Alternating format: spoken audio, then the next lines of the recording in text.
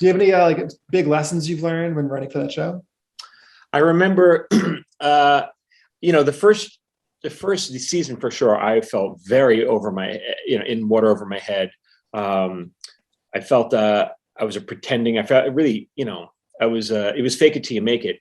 And I remember we'd all be pitching on jokes, and the room that all the writers were so funny on that show. It was very intimidating, and they would be pitching, and I'd be laughing. I wasn't even pitching; I was laughing, and I just knew this is not good because I'm not getting paid to laugh. I'm getting paid to pitch, right?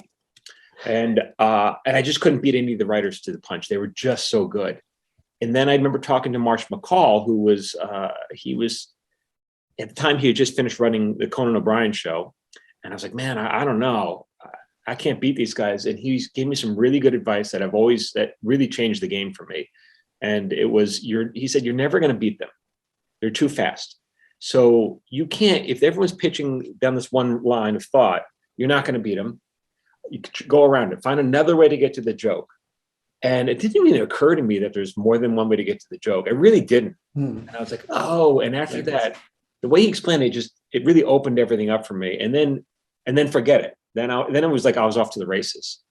It's the Deadline Junkies Screenwriting Podcast with your hosts, Jordan Imiola, Kirsten Porter, and Rand Shami. What would you say are the main differences between single cam and multicam writing in your experience? I think it's honestly pacing. It's pace of joke for me.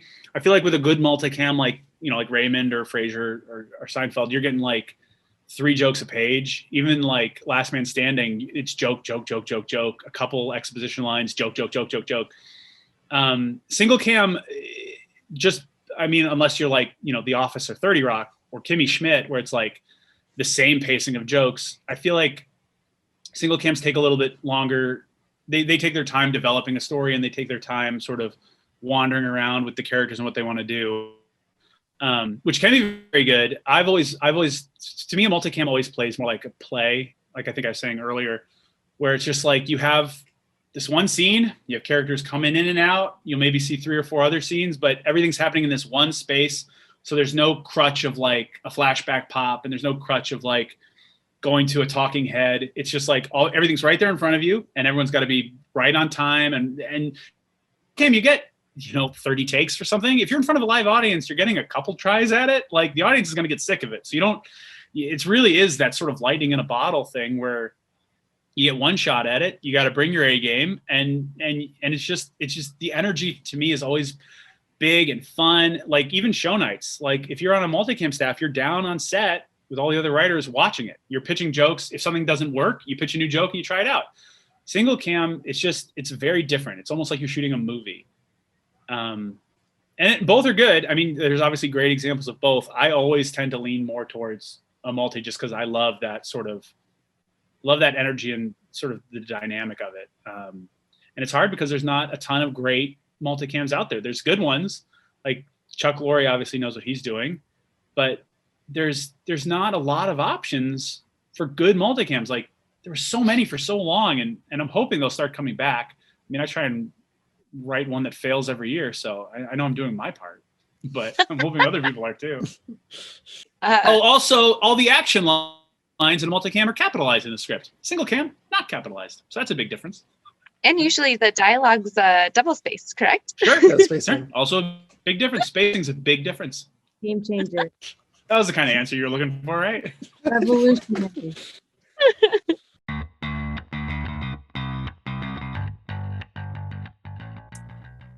I am a big picture story arc, character arc person.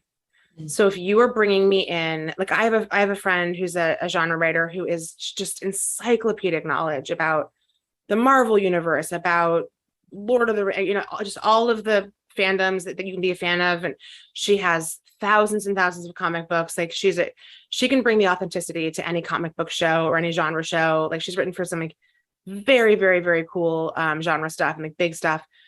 If that's what you're looking for, if you need someone to bring those details, like that's not me. But I think the reason I'm able to work in so many different genres is because I know my strength, which is that I'm a character arc storyteller. And so I can come into your genre show and say, like, great, let's figure out a really compelling story arc in a really compelling way in which this genre is going to feel like allegory for something in the real world, and a satisfying twist and an unexpected, roadblock that pops up, and character relationships that feel complicated and messy in the best ways. And then Beth, you come on over and make sure that all the genre stuff is working, right? And it was sort of the same. Awkward was a half-hour comedy, and in the Awkward room, I was like, I don't want to pitch any jokes. Like, I'm gonna like figure out the stories and like you guys can make it funny. And my bosses one time were like, first of all, they're like, you are funny, which I love to be the funniest person in a drama room. I'm certainly not funny in a comedy room, but they made me stay. They were like, you can't go home until you write 15 alts for this one joke in a script. Because they were like, you keep on saying you can't write jokes, and like we are not. And so I just sit there until like 7:00 at night and write 15 alts for punchlines for a joke, and it was like the worst day of my life. So I've learned, like, it's a skill that I've sort of picked up, but I do think like the real answer is that I know what I'm good at, which is like any satisfying show, no matter what genre, no matter what length it is, has a compelling story arc, compelling character journey, has great conflict, it has sort of messy relationships. And like, those are the things that I can bring to a show. And so I think I get a lot of opportunities, and this is where it's sort of the longer you're in the industry, the easier it is, because someone can call my last showrunner and say, hey, what is Liz good at? And he'd be like, oh, she's a story person. And then they'll be like, great, we have genre people. Let's bring in a story person, make sure our story's there. So did that answer the question? I started rambling.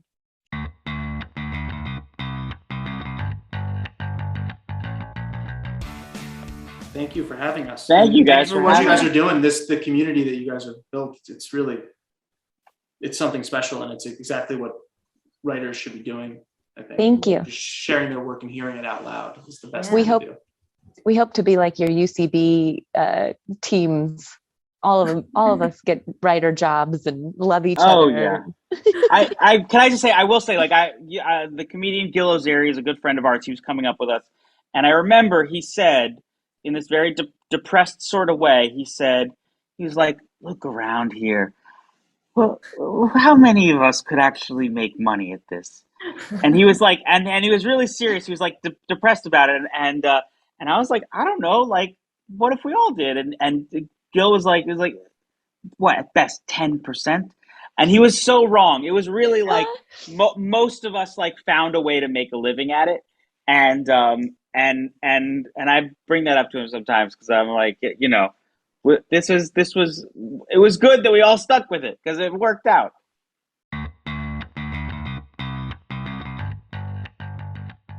Can you tell us, like, what's the biggest challenge you faced on becoming a showrunner? Well, so the next step below showrunner is co-executive producer. And, many people spend years at that level before getting the bump to showrunner. Now, it's co-exec's a pretty sweet gig. And the money's good and you don't have all the responsibility, but you're always, no matter who you are, you're always going to second best guess your boss. You're always going to think you can do it better than the boss. Then when you finally get the bump to showrunner, like, the difference is really high, and there's a lot more pressure, a lot more responsibility, and it all comes down to having the confidence of knowing story structure, how to break a story. And that's the biggest hurdle, is knowing, because you have to, you're breaking the stories, you're figuring out what all the beats are, and then when you go to the table read and something bombs, it's on you to figure out why it's not working and how to fix it fast. And all the writers, they want to go home. They don't want to be there till midnight because you can't make a decision. You have to make a decision and hopefully make the right one.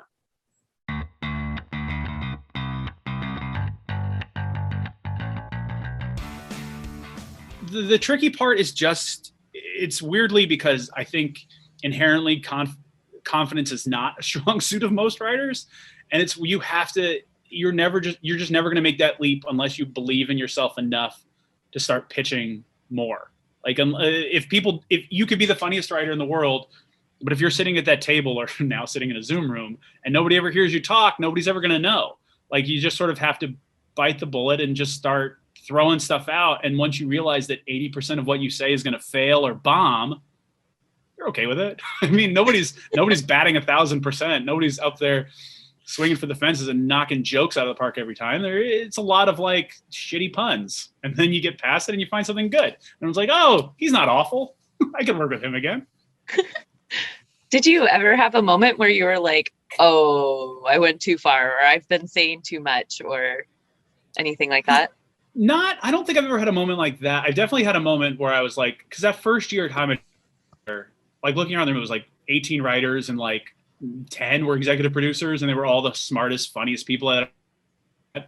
So I was instantly like, well, I definitely can't do this. I'm a fraud. These people are so good. I just can't. But that was a unique first job, because that show, I came on the show in like season 7 or season 8. So like when a show gets to that point, they have the cream of the crop in writers. Like a season 1 show, you start with a group of people, then season 2, you keep the people that are really good and you bring in new people that are good. And then season 3, you keep the really good people and you bring in a few more good people. So by the time you get to season 8, it's just like all-star after all-star after all-star. So you don't really have any duds left, except for the dummies behind the computers trying to get bear jokes in every couple of hours. But everyone there was just, I think I was very lucky to have that be my first room, because that was such a warm and collaborative room. Like they encouraged the assistants to like talk and to be friendly and to be fun and engaging. So there's plenty of rooms where it's just like, okay, an assistant, we're calling you keyboard. Please don't look up. Just clickety clack everything down that we're saying. And that was not that room. That room was you to be engaged, which was super helpful. So I don't think you can't ever shy away from going too far unless you're being like misogynistic or racist. Because I don't think you can go too far in a comedy room, barring those awful things. But there's no joke that's bad enough, like unfunny wise, that's gonna scar you into never talking again. And if it does, not the job for you. You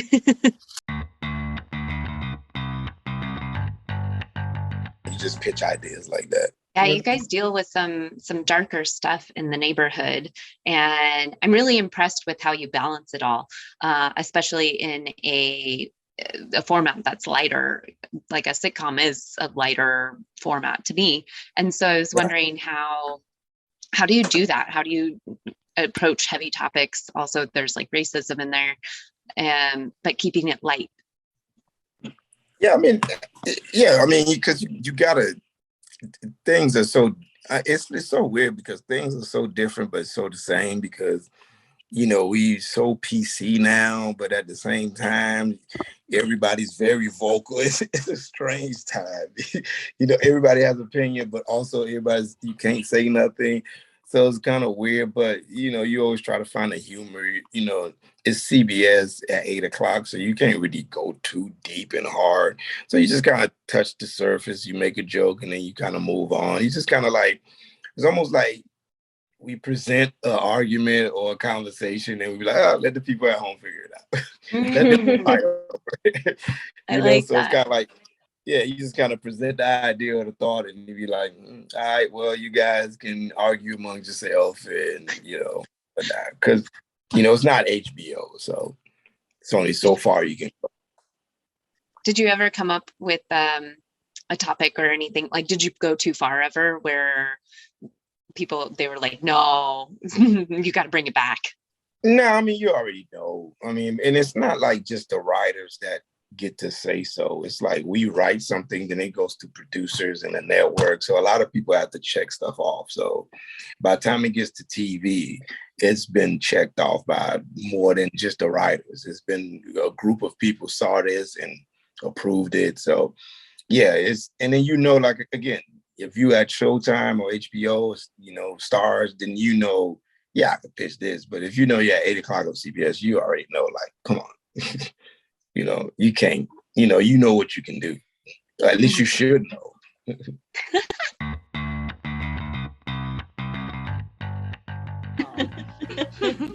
I think we've all done improv, I think. Mm-hmm. We all know the pain. I took a 101 class and I never went back. Fran's the only smart one out of us. Yeah.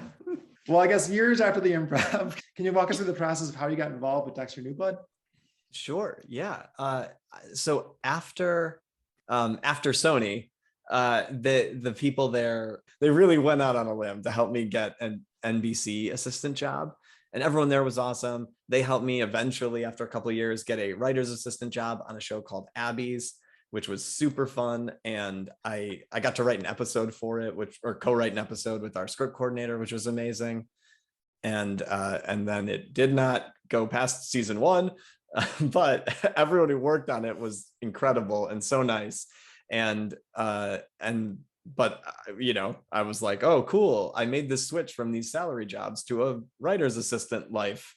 And it took me, 5 years or whatever to get this first writer's assistant job. And now I have to do that again. And so while I was looking for work, one of my friends, this guy, Alex Lewis, I had done a bunch of sketch and improv with him. He's in a comedy band called Lou Burger, if anyone's ever heard of them. I think their current hit is a song called White People Taco Night. How do you spell Lou Burger? Lewberger. Okay. It's a combination of like some of the band members' names. But they were on like Bring the Funny on NBC. And then one of the guys the guy that I knew is like one of the singers and songwriters for it. And so he had brought Alex into my life. Alex's dad was the line producer on the original Dexter, along with several other productions that were created by Clyde Phillips, who was the showrunner of the first 4 seasons of Dexter. Yeah. And Clyde was looking for an assistant at the time, while he was sort of between projects. And I was like, well, hey, I'm between projects too. This sounds great. So Alex sort of connected us, and Clyde was awesome. He's obviously a legendary, brilliant television creator and producer and writer. And he was so generous, both with paying attention to me as a human being working for him, but also with he would take time to be like, this is why I'm writing the pitch this way, or whatever happened to come up, in a way that was like so educational. And during the time that I was working for him, Dexter New Blood came up as an option. And so I got to help him work on the pitch for it. I saw him, fly to New York to convince Michael C. Hall to do it, convince the network that this was the right take, like all of those things. And it was coming closer and closer. And I was like, okay, I think this show might actually go. And I'd seen him pitch like a bunch of stuff. And a lot of it was like in the progress, the development process is so long and tortured at this point. But because it's such a famous show, that actually had momentum and a drive, and it within about a month was like, hey, we're making a writer's room. And Clyde had also been super supportive, in the sense that he was like, do you guys want to write on this show? And so we owe him so much for taking that chance on us. That's awesome. Did you both watch the original series? Only a little bit. How much had you seen, Alex? I had seen a little bit of the first season. At the time, I was like very scared of when it came out of gore or blood, and then just got a little bit more desensitized as I got older. So when Mark started working for Clyde, just out of curiosity, I went back and started watching it, and was a huge fan by the time I started working on it. Right. Yeah. Well, we all are fans of Dexter New Blood. We think it's great, and especially watching the old ones with the new ones.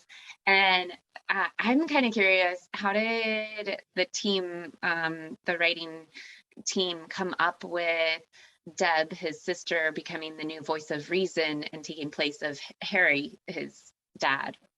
I'm sure I think it was just a Clyde thing from the very beginning. Because from the very beginning now. So yeah, I'm trying to remember, unless I'm misremembering that, Alex, but I feel like it was sort of baked into his original document that he had about what he wanted to do with this season. Yeah, Nice. we as a team came into the room knowing that Deb was going to sort of take on the role of Harry. So, when people above you, making the big bucks make those bold decisions, we just sort of get to play and have fun with them. I wish I could tell you that it was Mark and I's idea, but It's okay. You can say whatever on here. You can tell us it's yours. But that's one of the craziest things is like being a staff writer is such a specific job because you're there to support whatever the showrunner especially, but this whole hierarchy of brilliant people who have so much experience. Like I think at one point we added up the years of experience of everyone who was working on the show, and it was like 150 or something like that. And a lot of them had worked on shows that were doing, 22 episodes, or even the original Dexter was 12, which seems like a lot in this current ecosystem. And so our job was just to like be there to write anything anyone needed or pitch things that were, in the positive direction, supporting stuff. And I've felt so, I don't know, I guess I keep saying lucky, but that's like how it felt to just sit there and be like, wow, there's so many, like the Deb decision, like so many of the things in that show, it was like you're just being handed all these incredible things and they're like, great, now play with them. Do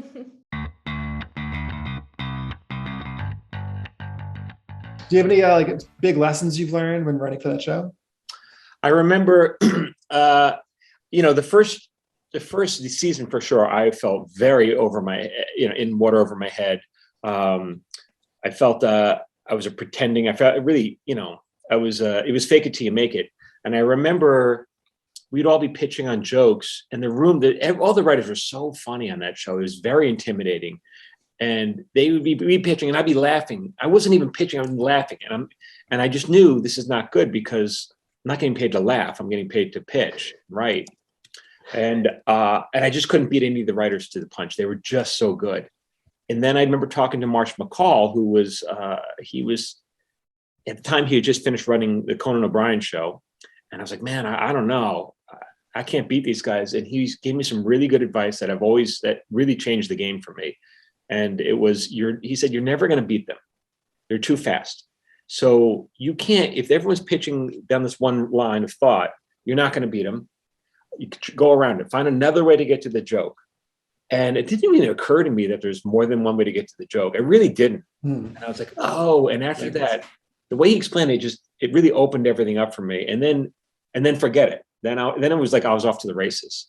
How do you actually overcome that feeling of not feeling as quick as the writers? I feel like it's a common feeling amongst, for instance, support staff in writers' rooms. Yeah. What would you say to them when they have those experiences? Well, opening your mouth to pitch particularly a joke, or anything, but especially a joke, is one of the most intimidating things you can do, because if it doesn't get a laugh, it's just going to lay there and you're going to look like an idiot.